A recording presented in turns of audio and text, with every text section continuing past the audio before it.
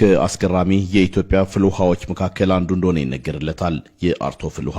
የአርቶ ፍል ውሃ በማዕከላዊ ኢትዮጵያ ክልል ከሚገኙ የመስህብ ስፍራዎች አንዱ ነው። መገኛውም ሀላባ ዞን ነው። ፍል ውሃው ለተለያዩ ህመሞች ፈውስ የሚሰጥ በቆሎ፣ ድንች፣ እንቁላልና መሰል የምግብ አይነቶችን በደቂቃ አብስሎ የሚመግብና ጎብኚዎችንም የሚያዝናና ነው።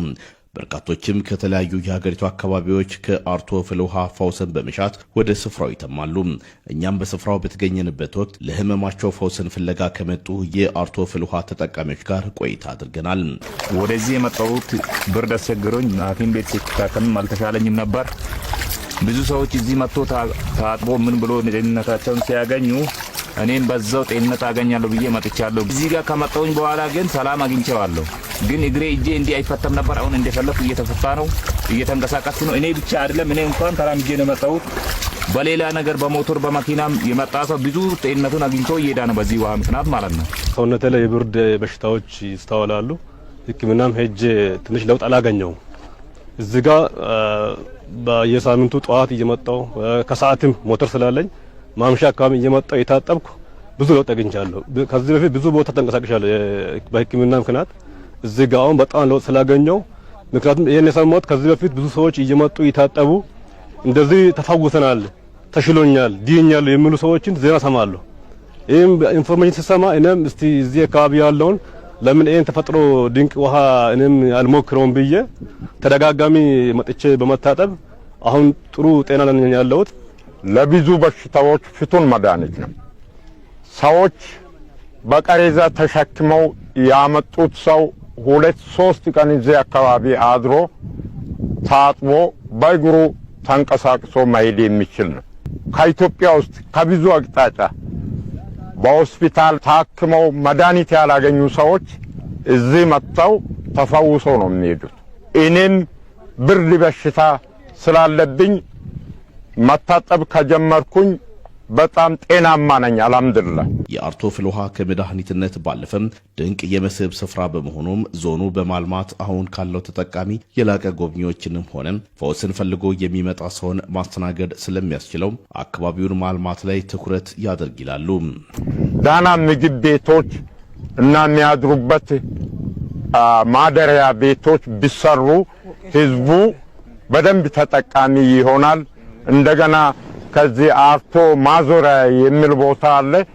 ከዛ ጀምሮ መንገዷን ብትስተካከል ሰዎች በሚገባ ተጠቃሚ ይሆናሉ የሚል እምነት አለኝ። የመንገዱም ችግር አለበት። ትንሽ ዝናብ ሲዘንብ ይችማል ማግባት አይቻልም። ስለዚህ ለመንገድም ትኩረት ቢታረጉ አሪፍ ይመስላል። የሀላባ ዞን የተለያዩ ባህላዊ ታሪካዊና ተፈጥሯዊ መስህቦች የሚገኝበት ባለ ብዝሃ ዘርፍ የቱሪዝም መዳረሻዎች እንዳሉት የነገሩን የዞኑ የመንግስት ኮሚኒኬሽን ጉዳዮች መምሪያ ኃላፊ አቶ ሀሩና አህመድ ከነዚህ የመስህብ ስፍራዎች መካከልም ፈዋሽም መስህብ የሚሆነው የአርቶ ፍል ውሃ ቀዳሚው ነው ይላሉ። ለብዙ በሽታዎች ፈዋሽ ነው ቦታ ማለት ነው። ከከተማ ከጎረባች ዞኖች በርካታ ሰዎች መጥቶ እዚህ ጋር ይታጠባሉ ማለት ነው። አጋጣሚ እኛ ሰዓት አርፍደን መጠን እንጂ በጠዋት 12 ሰዓት ብንመጣ ከታች እስከ ላይ ድረስ ሰዎች ቁጭ ብለው ይታጠባሉ። በተለይ ለብርድ፣ ለቁርጥማት፣ ለሳል፣ ለተለያዩ በሽታዎች ሰዎች እዚህ መጥቶ ታጥቦ በጣም ብዙ ሕክምና ሄደን መዳን ያልቻለውን በሽታ አርቶ ፍል ውሃ ሄደን ታጥብን ድነናል፣ ተሽሎናል ብሎ ብዙ ሰዎች እዚህ ምስክርነት ይሰጣሉ። ስለዚህ ሰዎች እዚሁ ታጥቦ እዚሁ ደግሞ እንፋሎት አለ፣ ይሄን እንፋሎት ይታጠናሉ ማለት ነው። ምናልባት በዘመናዊ መንገድ በኤሌክትሪክ በምናምን ስቲም ብሎ ሰዎች ይገባሉ። ግን በተፈጥሮ በራሱ የራሱ ስቲም ያለው ማለት ነው። እዚህ ቆማችሁ ምናልባት ትንፋሹ የገባችሁ ከሆነ ሰዎች ታጥቦ ወጥቶ ይሄንን ጭስ ሲታጠኑ በላብ መልክ ከሰውነታችን በሽታ ይወጣል የሚል በትክክልም ፈዋሽ መሆኑን ምስክርነት የሚሰጡ ብዙ ሰዎች አሉ። ስለዚህ ሰዎች መጥቶ እዚህ ይታጠባሉ፣ ጭሱን ይታጠናሉ። በጭስ መንገድ በብዙ በሽታ ተፈውሰው የሚሄዱበት ሁኔታ አለ።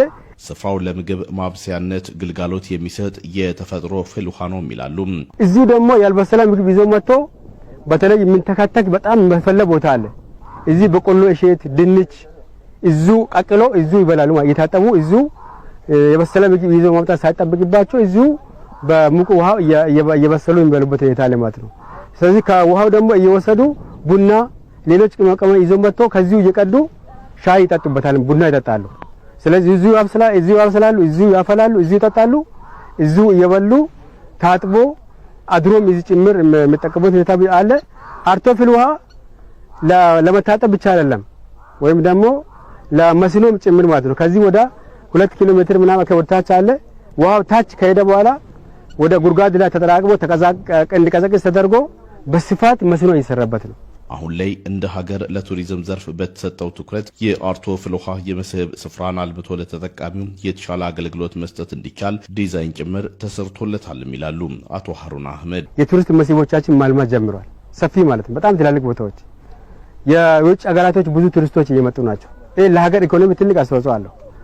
አርቶም አሁን ጀምረናል። አርቶ ከሚሰጠው አገልግሎት ከተፈላጊነቱ አንፃር አልምተን ወደ ተግባር ብዙ መስህቦችን ብዙ የውጭ ዜጎችን ለቱሪስት መስህብ እንዲሆን ታቅዶ እየሰራለበት ሁኔታ አለ። ዲዛይንም ጭምር ተሰርቷል።